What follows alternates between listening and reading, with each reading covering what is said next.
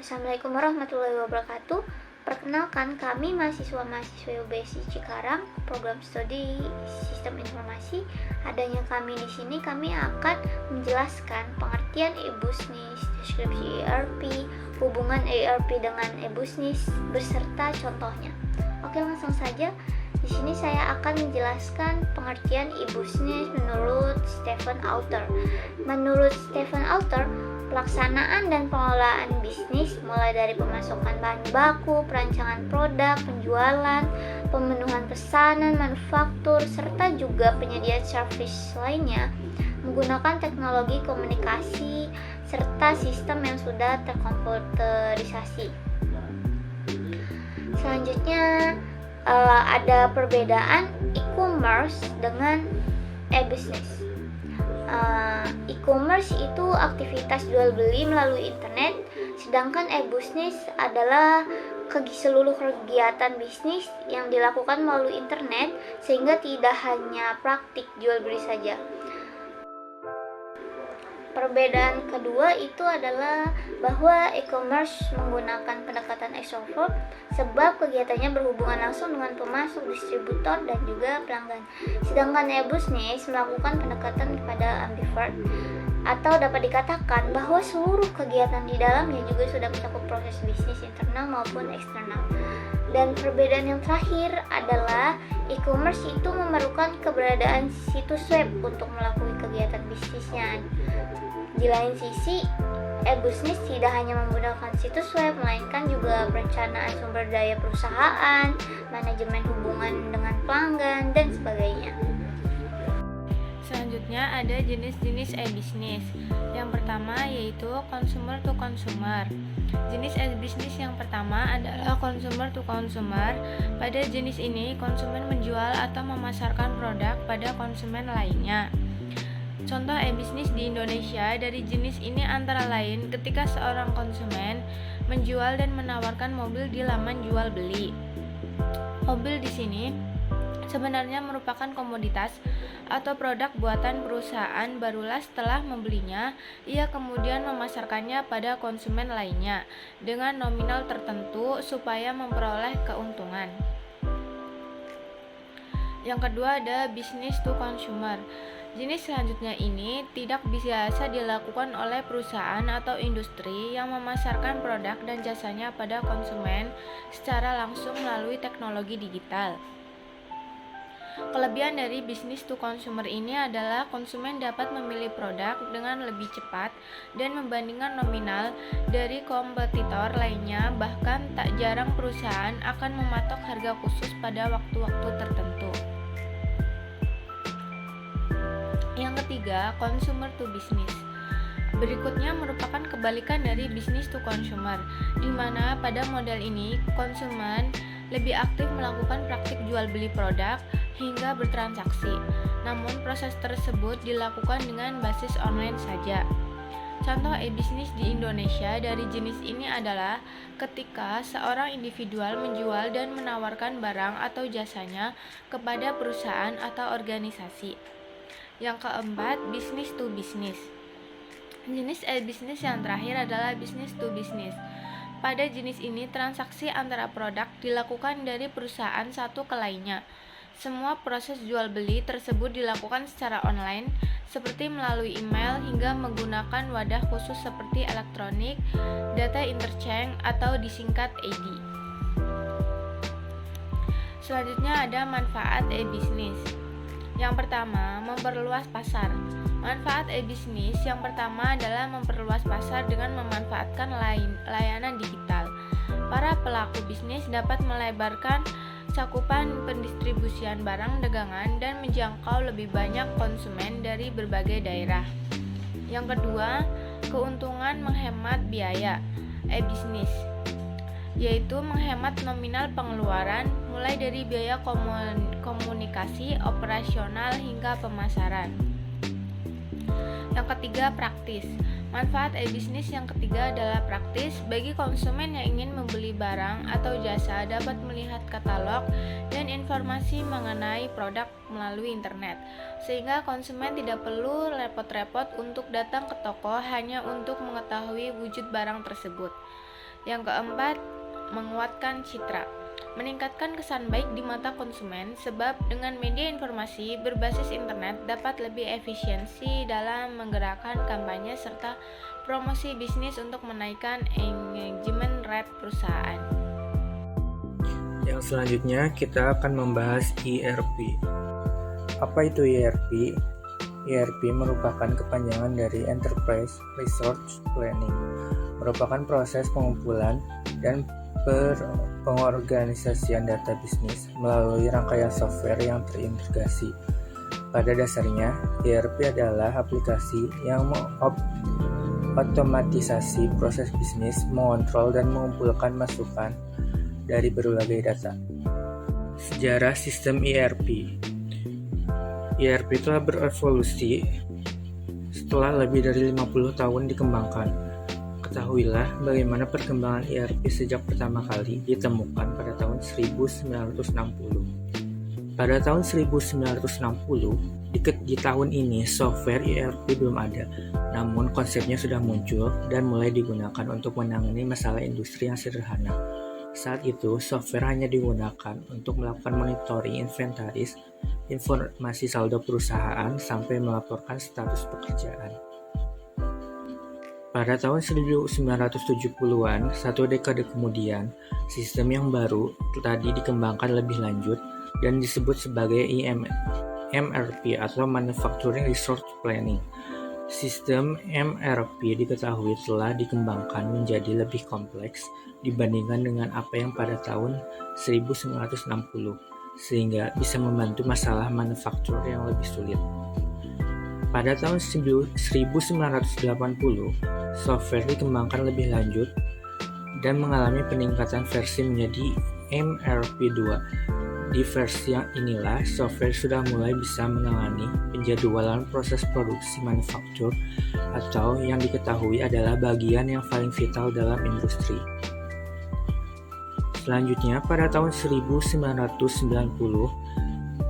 Gartner Group menyebut sistem ini sebagai ERP untuk pertama kalinya di tahun 1990. Sistem ERP yang dulunya hanya menangani gudang sekarang sudah bisa diintegrasikan dengan masalah yang ada di dalam kantor, seperti informasi sales dan prediksi finansial. Ini membuat informasi di dalam ERP menjadi semakin lengkap dan tentunya semakin sulit untuk diproses. Beberapa fitur yang kita ketahui di ERP sekarang sudah ada sejak ERP di era tahun 1990 ini. Selanjutnya, pada tahun 2000, dengan masuknya pengaruh internet di era tahun 2000, penggunaan ERP menjadi semakin luas dan melampaui batas jarak dan ruang. Sistem ERP bisa digunakan oleh divisi maupun secara seamless tanpa perlu saling menunggu. Orang yang ada di gudang bisa mengakses informasi produksi lewat aplikasi ERP tanpa perlu kembali ke pabrik terlebih dahulu. Baik, berikutnya ada jenis ERP. Ada 4 jenis, yaitu yang pertama ERP on-premise. Ini adalah software ERP yang digunakan secara langsung dalam perangkat di perusahaan. Sistem ini dirancang untuk semua ukuran perusahaan, meskipun lebih sesuai untuk perusahaan kecil dan menengah. Yang kedua, open source ERP. Adanya ERP open source, perusahaan mampu menyesuaikan aplikasi agar lebih sesuai dengan tempat kerja, karena perusahaan dapat memeriksa, memodifikasi, dan meningkatkan source code dari ERP. Yang ketiga, ERP berbasis cloud. Jenis ERP ini tersedia melalui layanan hosting cloud. Opsi ini memungkinkan perusahaan untuk mengakses data secara real-time selama perusahaan memiliki akses internet. Yang keempat, hybrid ERP. ERP ini merupakan sistem perencanaan sumber daya perusahaan yang memadukan penyebaran on-premise dan berbasis cloud. Selanjutnya, manfaat sistem ERP. Yang pertama, visibilitas dan efektivitas alur kerja. Dengan sistem ERP, perusahaan mampu merevolusi visibilitas alur kerja dalam perusahaan. Perusahaan dapat membuka database umum dari ERP untuk mendapatkan detail tentang apa yang terjadi secara real time. Yang kedua, analisis data. Untuk perusahaan, pengambilan keputusan perlu dipandu oleh data yang akurat, dan ERP menjadi solusi untuk menyediakan metode pengumpulan data, analitik, dan pelaporan. Yang ketiga, solusi penjadwalan, yaitu mempermudah perusahaan dalam hal penjadwalan. Seperti perusahaan dapat mengatur shift kerja karyawan, kapan inventaris dikirim, dan kapan perusahaan melakukan maintenance. Yang keempat, kolaborasi lintas departemen. Semakin banyak departemen yang dimiliki perusahaan, semakin penting untuk mengelola komunikasi internal untuk menghindari terjadinya miskomunikasi. Yang kelima, manajemen risiko dan keamanan data. Sistem ERP ini juga bermanfaat untuk melindungi perusahaan dari praktik penipuan di era digital. Perusahaan dapat memberikan keamanan tambahan dengan melakukan audit otomatis dan pemantauan penipuan. Yang keenam, dapat disesuaikan dengan kebutuhan perusahaan. Untuk mempermudah perusahaan, ada software ERP dengan modul khusus yang bisa disesuaikan dengan kebutuhan bisnis perusahaan, seperti open source ERP. Selanjutnya, dampak hubungan ERP dengan e-business. Bagi pelaku bisnis yang menjalankan pelayanan kepada pelanggan dan kerjasama dengan rekan bisnis, maka sudah tepat untuk memulai penerapan ERP pada bisnis tersebut. Berikut merupakan dampak yang signifikan dengan adanya integrasi ERP dengan sistem e-business. Yang pertama, mempercepat proses informasi di seluruh jaringan bisnis. Yang kedua, meningkatkan prioritas tugas berdasarkan penciptaan nilai dan kebutuhan penanganan ekspansi. Yang ketiga, meningkatkan otomatisasi. Yang keempat, menurunkan kompleksitas. Yang kelima, mendorong kerjasama yang produktif dan cerdas. Yang keenam, mengoptimalkan bisnis dan operasional. Dan yang ketujuh, mendorong timbulnya proses yang lebih inovatif. Dan yang kedelapan, dapat dijadikan sebagai investasi dalam ERP saat ini dan untuk tahun-tahun mendatang. Selanjutnya, contoh penerapan sistem aplikasi ERP dengan bisnis. Yang pertama, accounting dan akuntansi yang berfungsi untuk mengelola arus kas yang keluar dan masuk di dalam sebuah perusahaan. Dan yang kedua, customer relationship management. Aplikasi ini akan membantu dalam mengoptimalkan kinerja penjualan dengan layanan customer atau pelanggan yang lebih baik. Dan yang ketiga itu human research management. Modul ini membantu mengelola informasi karyawan, misalnya penilaian kerja, keterampilan, deskripsi pekerjaan, cuti, kehadiran, dan lain sebagainya. Yang keempat, sales. Integrasi aplikasi sales atau penjualan dari CRM akan mempercepat siklus penjualan dan memperoleh keuntungan yang lebih besar untuk perusahaan. Dan yang kelima, inventory, yaitu aplikasi inventaris bermanfaat untuk membantu melacak dan mengelola barang inventaris sebuah perusahaan. Dan yang ketujuh, manufacturing, aplikasi yang berfungsi untuk meningkatkan efisiensi proses manufaktur atau produksi dalam suatu perusahaan, mulai dari perencanaan produk,